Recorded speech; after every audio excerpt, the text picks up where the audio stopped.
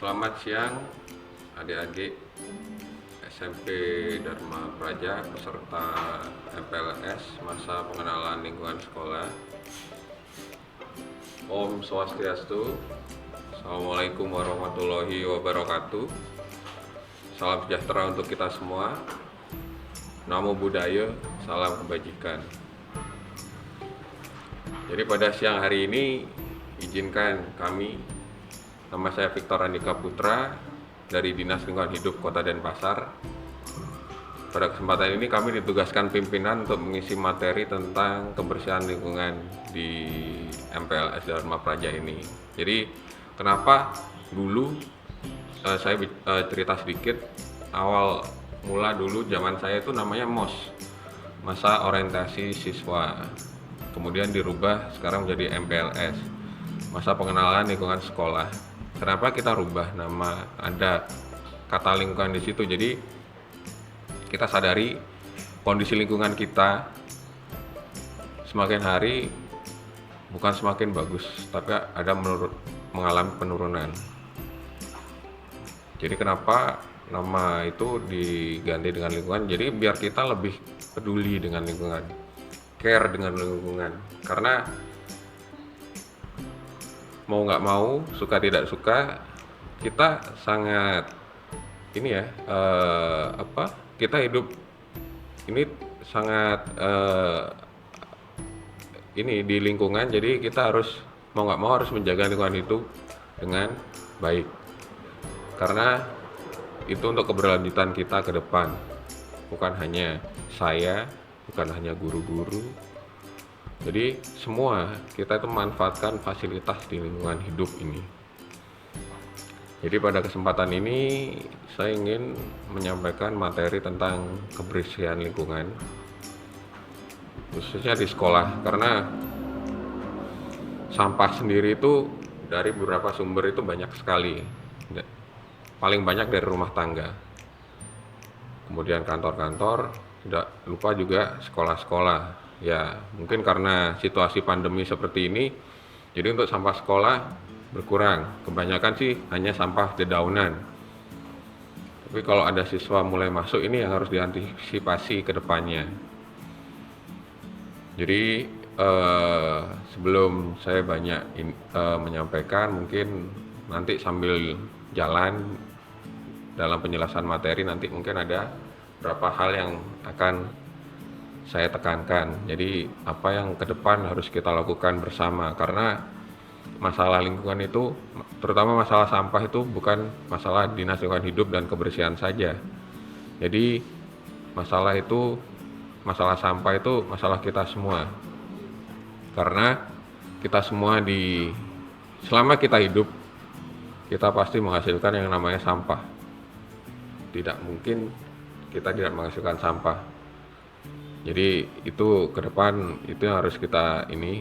Jadi saya sendiri juga di awal saya punya quote, jadi punya pesan dari saya, jangan malu hidup dari sampah, tapi malulah kalau hidup kamu menjadi sampah. Itu sih yang mungkin saya tekankan ke depan. Mungkin bisa dimulai untuk materinya nggih, PowerPoint-nya.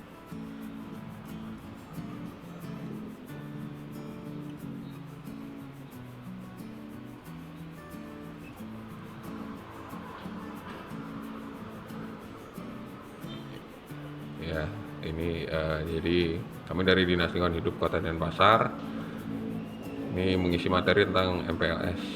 Ini lanjut. Oke, terus lanjut. Nah, ini biodata saya. Nama saya Victor Andika Putra, SSI. Tempat tanggal lahir Surabaya 1 Maret 86, lulusan S1 Kimia, jabatan mohon maaf ini belum saya edit, saya sekarang jadi PLT Kasih Lingkungan Peningkatan Kapasitas Instansi DLHK. Oke, lanjut. Ya, jadi Denpasar sendiri kita punya yel-yel kebersihan Kota Denpasar. Jadi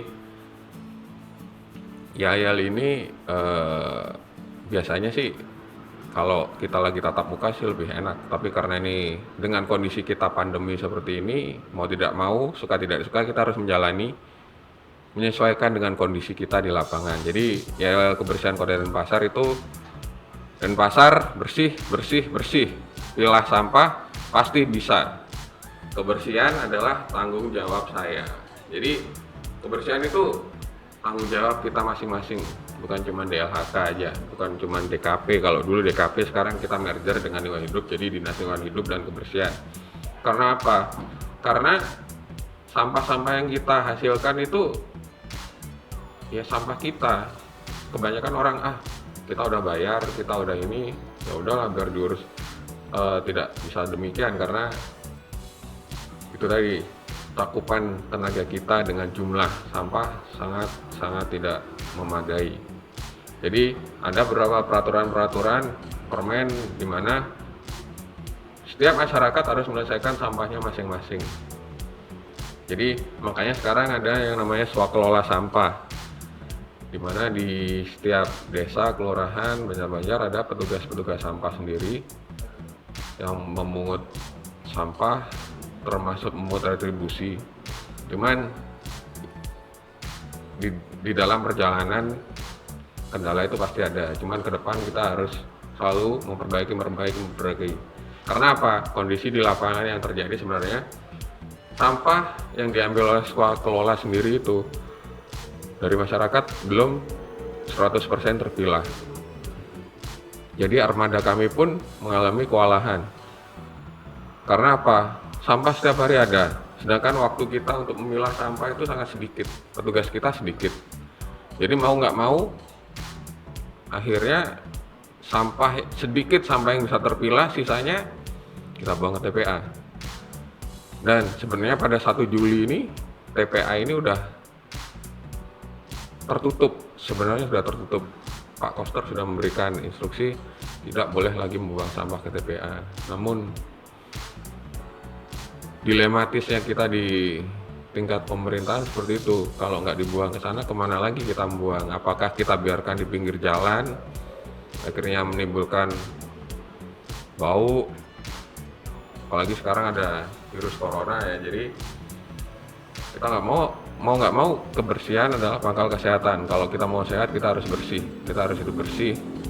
Jadi dalam keadaan pandemi seperti ini, kita harus benar-benar menjaga kebersihan. Jadi pulang dari keluar kita harus cuci tangan. Kadang ada yang harus mandi pun bajunya harus dicuci. Jadi tadi kita semua berupaya agar kita bebas dari segera pandemi ini berakhir. Karena jujur bukan Indonesia saja, seluruh dunia mengalami hal yang sedemikian rupa. Jadi perekonomian dunia benar-benar nggak karu-karuan kalau bisa dibilang. Oke, lanjut. Nah, ini regulasi dasar hukum pengelolaan sampah ya selanjutnya. Nah, yang pertama adalah Undang-Undang RI Nomor 18 tahun 2008 tentang pengelolaan sampah. Kemudian ada PP Peraturan Pemerintah Nomor 81 2012 tentang pengelolaan sampah rumah tangga dan sejenis sampah rumah tangga. Nah, di situ jelaskan. Jadi di PP RI 81 2012, jadi sampah rumah tangga atau sejenis sampah rumah tangga itu harus diselesaikan di rumah masing-masing. Sebenarnya tuntutan atau amanat undang-undang. Namun permasalahan adalah implementasi di lapangan sangat sulit. Jadi masih banyak sampah yang tidak dipilah. Masih banyak orang yang membakar sampah sembarangan. Membakar iya, membuang iya. Jadi kalau dulunya saya sebelum menjadi PLT Kasih ini, saya di penegakan hukum, itu saya banyak sekali menyidangkan orang-orang. Sampai hari ini pun masih ada. Mungkin kita punya jadwal setiap hari Rabu dan Jumat. Setiap orang yang membuang sampah atau membakar sampah kedapatan oleh petugas kita akan kita bawa ke persidangan. Dasar dari itu aturannya adalah Perda kita, Perda 1 2015 tentang ketertiban umum di pasal 11 dan 12. Jadi kalau ada di pasal 11 itu secara umum dan 12 itu secara khusus, itu menjelaskan bahwa setiap orang yang membakar sampah, membuang sampah atau membuang limbah akan dikenakan sanksi tergantung besaran dan jumlah dari sampah yang dibakar atau sampah yang dibuang. Jadi kalau yang terakhir paling besar itu ada yang kena denda 5 juta dan hukuman subsidiarnya penjara 7 hari. Kemudian ada Permen nomor 13 tahun 2012, pedoman pelaksanaan 3R, reduce, reuse, recycle melalui bank sampah. Jadi 3R sendiri itu di awal adalah reduce. Itulah yang sebenarnya harus kita tekankan. Jadi kita kurangi dulu sampah kita. Jadi reuse dan recycle itu selanjutnya. Jadi paling utama adalah kita kurangi dulu timbulan sampah. Karena apa? Ya semakin kita banyak memproduksi sampah, akhirnya itu TPA kita penuh. Jadi TPA kita sudah overload. Boleh kapan kalau lewat main-main, boleh dilihat gimana keadaan TPA kita. Jadi kalau udah sampai penuh, yang harus dipikirkan di mana kita membuang sampah. Karena dipastikan setiap daerah kalau kita mau mencari lokasi, pasti desa yang bakalan ditempati TPA itu bakalan menolak warganya. Padahal warga sendiri yang juga menghasilkan sampah itu. Jadi pemerintah sendiri juga bingung di mana mau menyiapkan tempat-tempat untuk mengolah sampah, karena kebanyakan warga di sekitar pengolahan sampah itu pasti bakal komplain karena bau lah, karena ada pengolahan sampah pasti ada mesin, pasti berisik lah. Jadi kita sendiri sebagai pelaku ini yang mengolah sampah juga ada kebingungan di situ. Jadi setelah itu perda kita punya, ya lanjut, bisa dilanjutkan. Nah, jadi Perwali, jadi awal kita di 2006 itu sudah ada inisiatif untuk membentukkan kelompok swakelola kebersihan. Kemudian di Perwali 11 2016 tentang tata cara pengelolaan dan pembuangan sampah, dan Perwali terakhir 36 2018 tentang pengurangan penggunaan kantong plastik. Jadi kenapa kita atur juga tentang penggunaan kantong plastik? Jadi mungkin ada yang sempat lihat videonya, filmnya atau trailernya tentang film yang berjudul Pulau Plastik. Nah, jadi Pulau Plastik sendiri itu inisiatif awalnya dari Bali. Kenapa begitu? Viralnya itu karena ada bule, ada wisatawan mancanegara, dia sedang diving, dia melihat kondisi pantai di Bali itu sangat menyesakan buat dia, dan akhirnya itu yang bikin viral. Jadi saat dia diving itu banyak sekali sampah plastik di dalam. Jadi Indonesia sendiri saat ini posisi kedua negara terbesar yang membuang sampah plastik ke laut. Nomor satunya Cina, nomor dua Indonesia. Jadi kondisi-kondisi inilah yang sangat membuat kita miris ya, karena plastik itu kalau di laut dia mengambang, dipikirnya ikan atau biota laut itu adalah makanannya, entah itu plankton atau dikiranya plastik itu adalah ubur-ubur, jadi dimakan. Jadi kadang paus, terus penyu, ikan-ikan itu mati saat dibelah, di dalam perutnya itu isinya plastik. Karena kalau udah plastik masuk, ya mau nggak mau pencernaan kita terganggu. Ya lanjut. Nah, ini tadi peraturan wali kota nomor 36 tahun 2018. Jadi ruang lingkupnya pengurangan penggunaan kantong plastik. Kemudian ruang lingkup yang kedua adalah penyediaan kantong alternatif ramah lingkungan. Nah, ini juga sebenarnya jadi masalah, penyediaan kantong alternatif ramah lingkungan, karena banyak plastik yang dicap biodegradable ternyata saat diuji sampai 6 bulan pun dia masih aman. Padahal kan kalau memang biodegradable, kena air aja dia hancur. Tapi kenyataan di lapangan, capnya aja biodegradable, ternyata dia awet, masih lama sekali. Nah, tujuannya adalah mengendalikan terjadinya pencemaran dan kerusakan lingkungan, kemudian mengendalikan terjadinya dampak perubahan iklim, kemudian menjamin keberlangsungan makhluk hidup dan kelestarian ekosistem, dan meningkatkan kesadaran dan partisipasi masyarakat dalam perlindungan dan pengelolaan lingkungan hidup. Ya lanjut. Nah, ini action dari DLHK sendiri. waktu zaman dengan Bu Sally kita bagi-bagi tas ramah lingkungan, kemudian kita bagi-bagikan tumbler, terus kita lakukan monef ke lapangan. Jadi kalau seandainya tidak ada pandemi, mungkin kegiatan action ini kita terus jalan. Memang sih kita tetap jalan, cuman tidak semaksimal waktu tidak ada pandemi. Jadi kalau bagi-bagi tas ramah lingkungan kita tetap jalan, bagi-bagi tumbler kita juga tetap jalan, cuman tidak sebanyak waktu sebelum pandemi. Jadi kalau waktu sebelum pandemi itu waktu ada event, entah itu festival di Gajah Mada, festival Denfest, kemudian di hari ulang tahun kota, kita itu ada event untuk bagi-bagi menukar sampah dengan entah itu tumbler. Kalau dia bawanya yang ditukarkan adalah botol plastik, kita tukar dengan tumbler seperti ini. Kemudian kalau dia bawanya tas kresek, kita tukar dengan tas ramah lingkungan. Jadi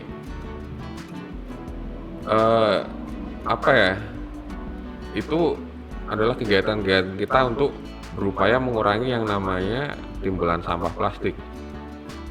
Terutama untuk monef kita dulu sering ke toko-toko retail ya, kalau Indomaret, Alfamart dan lain-lain itu masih tertib. Yang jadi masalah sekarang adalah pasar tradisional.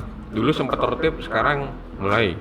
Kemudian toko-toko kelontong kecil yang di pinggir-pinggir jalan, dulu sempat tertib, sekarang juga agak mulai. Kemudian rumah makan yang kelasnya gede, tingkat nasional itu masih nurut, tapi kalau yang di tingkat rumah makan kecil itu mulai lagi dia menggunakan plastik. Ya, lanjut. Nah, jadi timbulan sampah ini tahun 2018. Jadi per orang itu asumsi mengeluarkan sampah 4 liter per hari atau sekitar 0,7. Jadi timbulan sampahnya itu di angka 3.722,4 meter persegi itu per hari, atau sekitar setara dengan 800 ton per hari. Nah, kalau kita tidak melakukan pengurangan, itu untuk Denpasar saja 800 ton, belum daerah lain. Karena TPA Suwung, sekarang namanya TPA regional, karena yang ngolah bukan lagi Denpasar tapi provinsi. Jadi itu baru Denpasar, belum Badung, belum Gianyar, belum yang deket-deket buang ke sana. Jadi perharinya itu ribuan ton yang masuk ke TPA. Jadi bagaimana kita tidak kewalahan mengatasi sampah segitu banyak? Kita mau memilah gimana caranya? Kalau udah ribuan ton, tenaga kita di lapangan berapa sih? Belum kita memilah, datang lagi sampah baru. Belum selesai memilah, datang lagi sampah baru. Jadi kita benar-benar ini, tenaga kita di lapangan ya jujur kewalahan sekali dengan mengatasi sampah ini. Yuk lanjut. Nah, sumber-sumber sampah yang saya tadi udah sampaikan: rumah tangga, pasar, swalayan, hotel, restoran, kantor, instansi pemerintah atau swasta, kemudian sekolah. Nah, yang paling besar ada rumah tangga, apalagi sekarang karena sekolah libur, anak-anak di rumah, otomatis sampah yang tadinya dari sekolah pindah ke rumah. Nah itu, jadi memang pandemi kadang orang mikir harusnya pandemi sampah berkurang, tapi tidak. Masalahnya sampah hanya berpindah saja dari sekolah pindah ke rumah, dan rumah tangga itu semakin banyak sampahnya. Jadi kenapa adik-adik di sini kita ajak, kita kasih materi tentang kebersihan lingkungan karena itu. Jadi ayo kita bergerak di rumah. Apalagi adik-adik udah di tataran SMP ya, jadi secara pengetahuan tentang sampah itu lebih ini daripada anak-anak yang masih SD. Jadi ayo kita bergerak di rumah masing-masing. Kita pilah sampah, kita olah sampah. Kalau kita nggak ini, bikin lubang resapan biopori, masukin sampah organik ke sana, dan sampah anorganiknya bisa kita jual kok, dan itu menghasilkan rupiah. Ya, lanjut. Nah, jadi klasifikasi sampah itu ada 3: organik, anorganik dan B3. Nah, sedangkan di Kota Denpasar sendiri kecenderungan sampah organik lebih tinggi. Bukan di Denpasar, di seluruh daerah di Indonesia sebenarnya sampah organik itu yang paling mendominasi. Sedangkan sebenarnya sampah organik itu bisa diolah menjadi kompos, menjadi briket. Jadi banyak cara pengolahan, cuman itu tadi kesadaran kita masih kurang. Jadi organik itu contohnya daunan, sampah upacara, ranting pohon, sisa makanan, itu contoh-contoh organik. Kalau anorganik sendiri kertas, plastik, kardus, logam. Nah, kalau anorganik sendiri itu udah pasti punya harga. Karena apa? Bisa dijual di bank sampah. Ya, lanjut. Dan terakhir adalah sampah limbah B3. Nah, ini limbah B3 sebenarnya yang kadang kita mengacuhkan tapi sebenarnya sangat berbahaya. Jadi contoh di rumah itu baterai, itu limbah B3. Kemudian lampu itu limbah B3. Karena ya itu tadi pemahaman kita tentang sampah itu masih cukup kurang. Jadi sebenarnya sampah-sampah yang seperti itu harus dipisahkan karena tidak bisa, TPA itu sebenarnya bukan tempat untuk limbah B3 seperti itu. Oke, lanjut. Nah, jadi sampah itu menjadi berkah bila ditangani dengan baik. Kenapa? Kalau ditangani udah pasti lingkungan bersih, kemudian terhindar dari wabah penyakit, khususnya sekarang adalah virus corona. Kalau kita tidak menjaga kebersihan, itu sangat kemungkinan mudah terpapar virus, apalagi ada varian-varian baru yang ganas, bisa dibilang cukup luar biasa daya sebar dan daya mematikannya. Jadi sehingga di akhir-akhir ini sampai di bulan Juli ini akhirnya Presiden sendiri, Bapak Presiden Joko Widodo mengeluarkan aturan dalam PPKM darurat Jawa Bali, karena per akhir-akhir mulai dari awal bulan itu peningkatannya luar biasa, di atas 20.000, bahkan ada yang sampai menginjak di angka 30.000. Jadi kenapa diadakan PPKM? Karena efek habis hari raya Idul Fitri, kemudian efek habis liburan sekolah siswa, banyak yang pada jalan-jalan. Nah, kemudian di bulan Juli ini ada lagi hari raya Muslim, adalah Idul Adha, di mana akhirnya tanggal 20. Kenapa PPKM tanggal 3 Juli sampai 20? Jadi membatasi agar tidak ada lagi pergerakan orang sampai tanggal 20. Jadi kalau dulu kan orang boleh pergi bebas, tidak ada syarat, paling cuman rapid atau swab atau genus. Kalau sekarang genus tidak berlaku, kemudian rapid, antigen harus H-1 dan harus mempunyai kartu vaksin. Karena apa? Kalau kita udah vaksin, setidaknya ada kemungkinan kita lebih aman. Jadi permasalahan kemarin kita waktu Idul Fitri itu kita bebas pergi, padahal kita belum vaksin. Jadi mau nggak mau kita saling menularkan. Waktu liburan sekolah juga banyak, mungkin adik-adik sendiri juga ada yang pergi kemana itu padahal belum vaksin. Jadi itulah kenapa di awal bulan Juli ini banyak ledakan, karena faktor-faktor hari raya Idul Fitri kemarin dan liburan sekolah. Nah, kemudian salah satu ini berkah yang lain adalah lingkungan bersih, nyaman ya pasti, dan sampah plastik dan memiliki nilai ekonomis ya. Jadi sampah plastik itu sebenarnya punya harga, dan daun-daunan nanti kalau organik itu nanti kalau diolah, banyak cara pengolahan organik, entah menjadi kompos, briket, atau mungkin ada yang terbaru adalah dengan menggunakan maggot. Itu daya ekonomisnya lumayan tinggi. Ya, lanjut. Nah, sampah tapi juga menjadi musibah kalau tidak diolah dengan baik.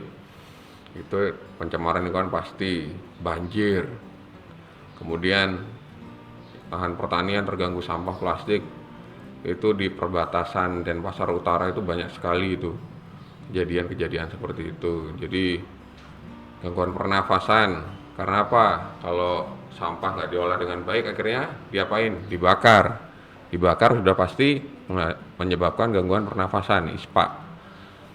Kemudian sebagai tempat bersarangnya vektor itu membawa penyakit tikus, nyamuk, kecoa, lalat, dan virus-virus serta bakteri. Jadi kalau kita tidak mengolah sampah dengan baik, akhirnya musibah yang kita dapatkan. Jadi itu tadi, kita harus bisa menjaga kebersihan dengan baik. Ya, lanjut. Nah, sistem penanganan pengolahan sampah di Kota Denpasar. Jadi kalau di hulu, di rumah tangga, itu kelompok swakelola dan bank sampah. Itu jadi di hulu itu di asal sampahnya. Jadi rumah tangga, kantor, sekolah, instansi, swalayan itu diwajibkan sebenarnya harusnya bisa mengelola sampahnya masing-masing. Jadi dia harus bertanggung jawab dengan sampah yang dihasilkan. Karena apa? Ya karena dia produsen sampahnya. Jadi sebagai produsen dia harus bisa mengelola sampahnya. Kemudian di bagian tengah itulah adalah tugas kami. Jadi saat swakelola sudah mengambil sampah dibawa ke TPS, kalau sampah sudah di TPS itu udah tugas kami baik mengelola, mengolah, dan residunya kita bawa ke TPA. Nah, permasalahan kita itu sebenarnya di situ. Jadi saat di tengah itu sampah itu masih banyak, bahkan di atas 80% sampah yang masuk ke TPS itu belum terpilah. Sedangkan waktu kita 24 jam untuk memilah sampah sebanyak itu, sampah baru udah datang lagi. Tapi kita tetap berusaha sebaik mungkin, dan ada beberapa inovasi sih dari DLHK. Mungkin nanti ada kami jelaskan di situ. Ya, lanjut.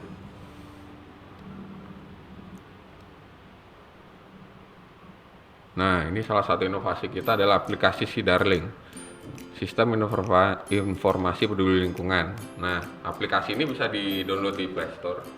Jadi adik-adik nanti bisa punya semacam panduan di situ.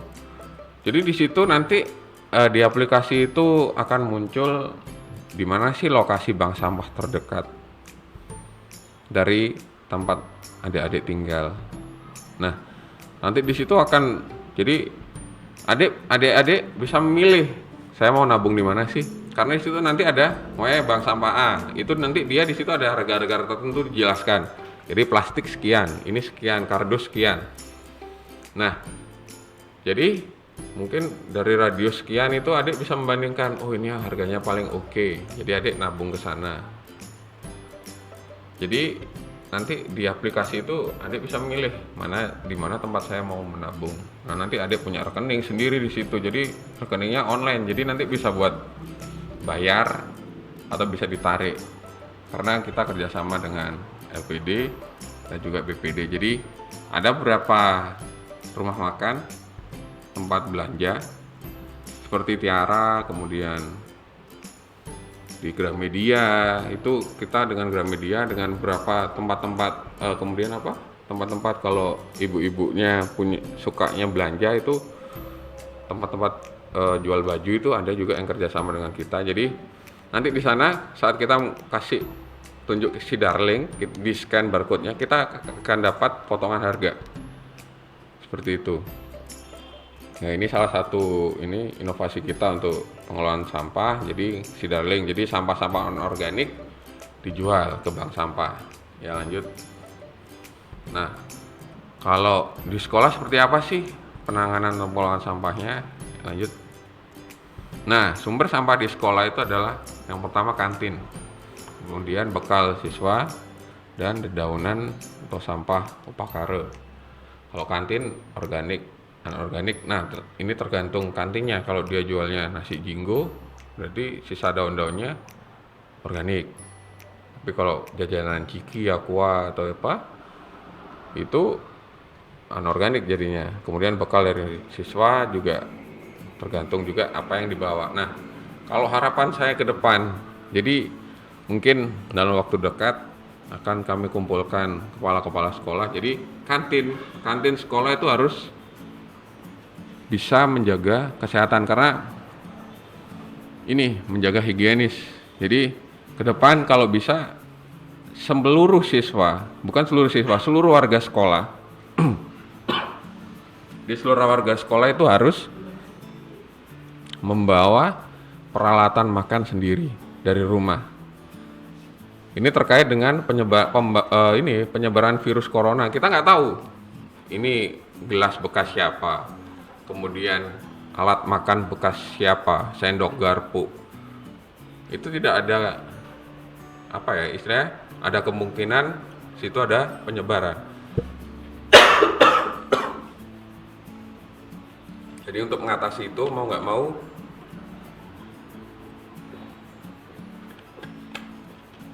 siswa atau warga sekolah harus menyiapkan, kalau memang tetap belanja di kantin, harus bawa alat makan sendiri atau menyiapkan bekal dari rumah.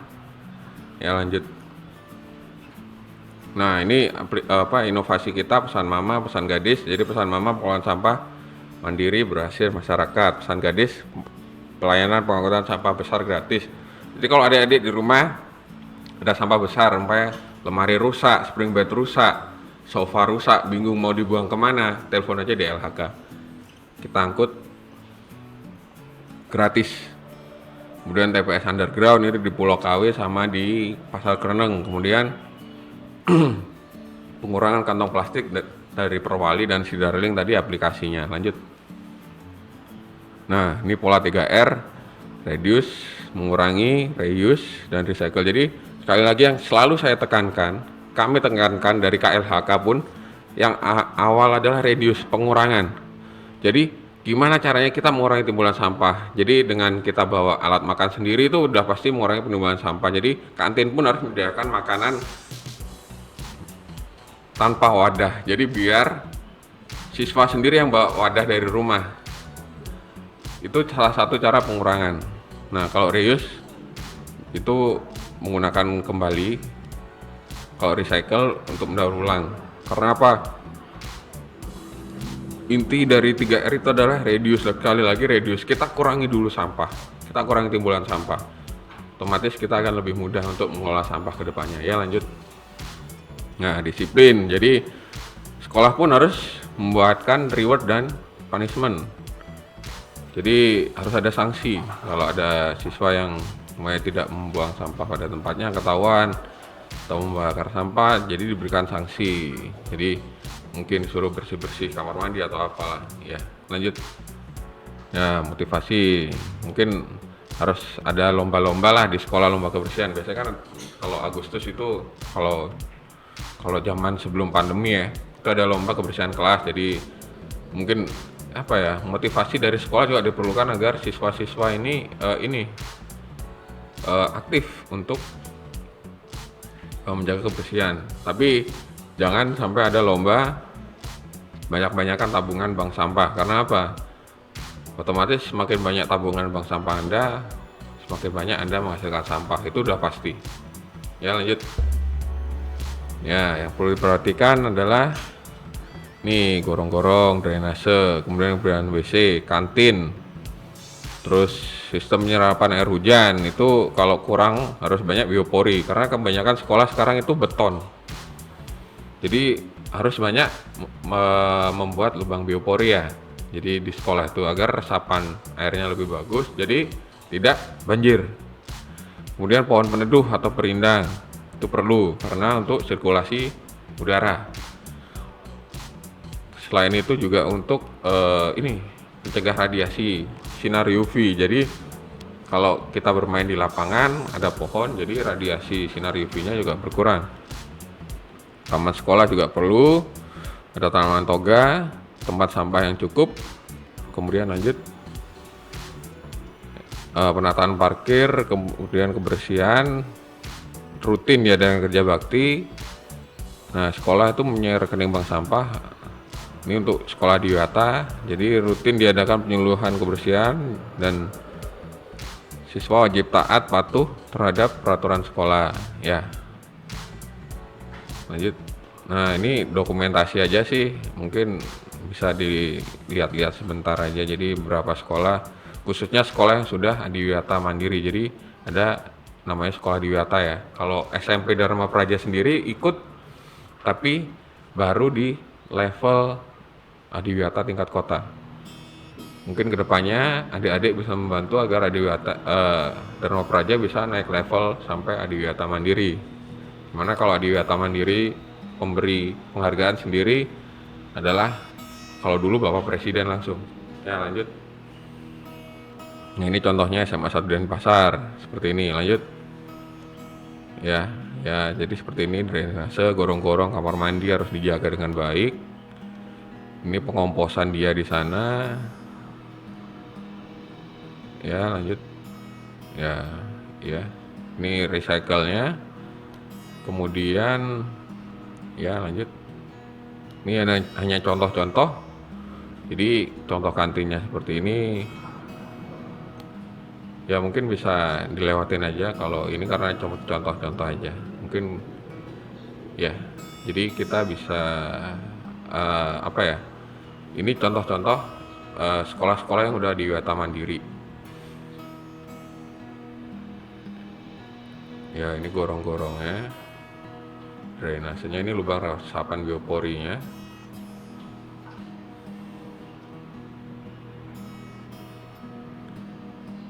Ya, ini apa? Daur ulangnya mereka di sana SMA 3. Nah, tata parkir yang rapi. Ya, mungkin itu tadi materi awal saya ini tentang kebersihan lingkungan.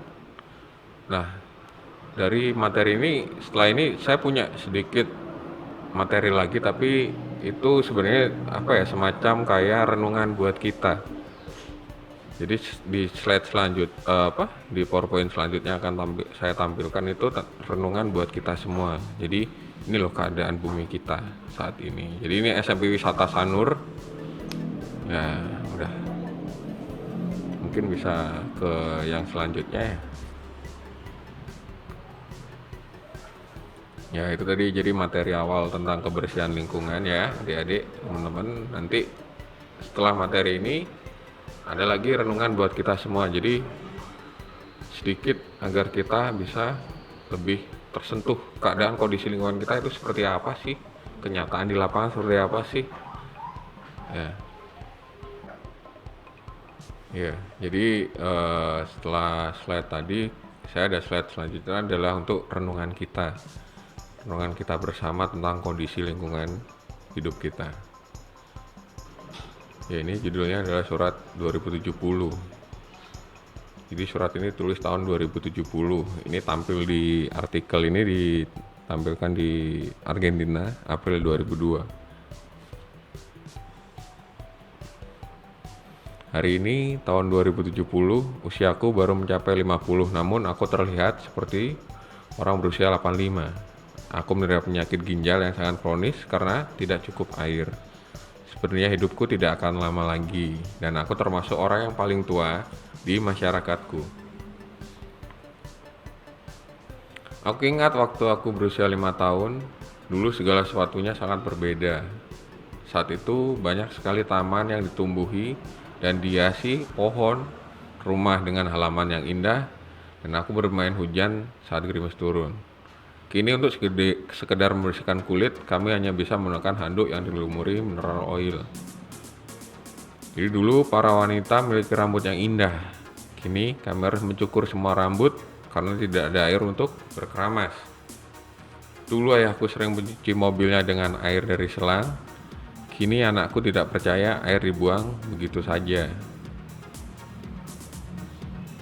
Dulu aku ingat ada kampanye selamatkan air melalui poster, radio, TV, namun tidak seorang pun yang mempedulikannya. Saat itu kami mengira bahwa air tidak akan pernah habis. Sekarang semua sungai, danau, bendungan, dan air tanah mengering dan tercemar. Pabrik dan industri banyak berhenti beroperasi karena ditinggal karyawan. Hanya pabrik-pabrik pembuat air tawar yang menjadi tujuan kerja karena sebagian gaji mereka adalah air minum. Di jalan, suara tembakan bagi pencuri air itu hal yang biasa. Dan 80% makanan kita berbentuk sintetis. Selama ini kita selalu disarankan untuk minum 8 gelas air per hari. Sekarang kita hanya diberikan jatah setengah gelas. Sekarang kami hanya boleh memakai satu baju karena di baju itu pemborosan air. Dan kita menggunakan septic tank karena tidak adanya ini saluran air, saluran pembuangan. Sementara di luar sana, orang-orang terlihat mengerikan. Badan kurus, keriput karena dehidrasi, kulit mereka melepuh karena UV, kanker kulit, gangguan salur kemih, jadi banyak penyebab kematian. Karena menderita kekeringan kulit, mereka yang berumur 20 tahun tampak seperti 40 tahun. Para ilmuwan terus melakukan penelitian namun mereka tidak menemukan solusi. Air tidak bisa dibuat, oksigen juga semakin langka karena sedikitnya pepohonan yang timbul. Morfologi sperma pria mengalami perubahan, jadi banyak bayi yang lahir cacat, mengalami mutasi dan kelainan fisik. Pemerintah mengharuskan kami membayar udara yang kami hirup, dan orang yang tidak mampu untuk membayar hanya diperbolehkan bernafas dalam ruangan khusus ventilated zones, di mana ada paru-paru buatan yang digerakkan oleh tenaga matahari. Kualitas udaranya buruk, namun setidaknya mereka masih bisa bernafas. Dan rata-rata harapan hidup manusia hidup hanya 35 tahun. Di beberapa negara bagian, tentara menjaga persediaan daerah yang masih ada lahan hijau dan aliran sungai. Air menjadi harta benda yang banyak diburu karena lebih berharga daripada emas dan berlian. Tidak ada satu pohon di sini karena hujan hampir tidak pernah ada. Kalaupun ada hujan, itu hanyalah hujan asam. Perubahan musim menjadi tidak jelas akibat uji bom atom dan polusi industri. Kami dulu diingatkan untuk melihara lingkungan, namun tidak ada seorang pun yang peduli. Saat anakku bertanya tentang masa kecilku, kuceritakan tentang padang yang hijau, bunga yang indah, rintik hujan, indahnya berenang dan bermain bersama ikan, minum air sebanyak aku mau, dan betapa sehatnya orang-orang dahulu.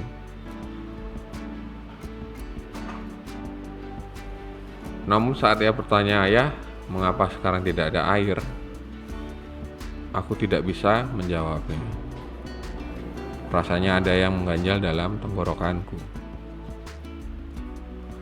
Aku merasa bersalah karena aku menjadi bagian dari generasi yang ikut berperan dalam kerusakan lingkungan dan tidak pernah peduli pada semua ajakan untuk memelihara lingkungan. Sekarang anak-anak kami harus membayarnya dengan harga yang sangat mahal. Aku yakin dalam hidup yang sangat singkat ini tidak akan mungkin memperbaiki kerusakan alam yang sudah sangat parah dan sulit dipulihkan. Betapa inginnya aku kembali ke masa lalu dan membuat orang-orang mengerti bahwa kita masih punya waktu, cukup waktu untuk menyelamatkan planet bumi.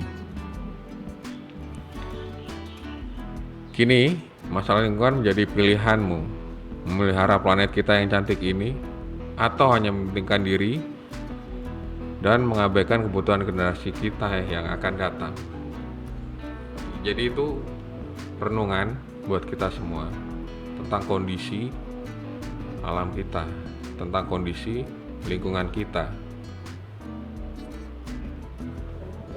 Ya, jadi di akhir dari materi saya akan ada beberapa pertanyaan yang akan sampaikan yang nantinya akan ada di link deskripsi yang akan ditampilkan di dalam video. Jadi mohon dari apa yang sudah saya sampaikan tadi kiranya dapat menjadikan acuan buat adik-adik baik di rumah maupun di sekolah kedepannya. Jadi nanti pertanyaannya tolong dijawab dengan sebaik-baiknya. Jadi akan ada pertanyaan sesuai dengan materi yang sudah saya sampaikan. Jadi demikian yang dapat kami sampaikan untuk hari ini. Mohon maaf bila ada salah kata dan tutur kata yang kurang berkenan. Saya tutup dengan Parama Santi. Om Santi, Santi, Santi, Om.